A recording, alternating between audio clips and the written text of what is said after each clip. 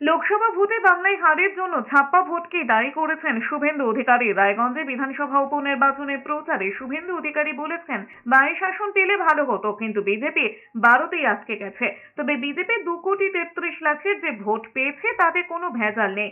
নাম না করে অভিষেক বন্দ্যোপাধ্যায়কে আক্রমণ করে শুভেন্দু অধিকারী বলেছেন, আর শুধু ডায়মন্ড হারবারে ভাইপো একা 10 লাখ ছাপ্পা মেরে 7 লাখ ভোটে জিতেছে। তার কথায় পঞ্চম, ষষ্ঠ, সপ্তম দফায় লুঠের ভোট হয়েছে বাংলা।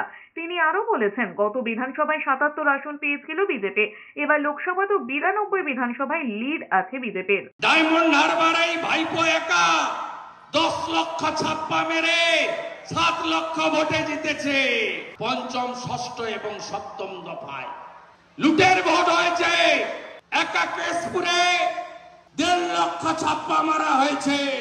তৃণমূল তো জলে দুধ মিশিয়েছে, আর আমাদের দুধে 1 ফোঁটা জল নাই। বিধানসভায় 77 জন জিতেছিলাম, এবারে 92টা বিধানসভায় লিড আছে।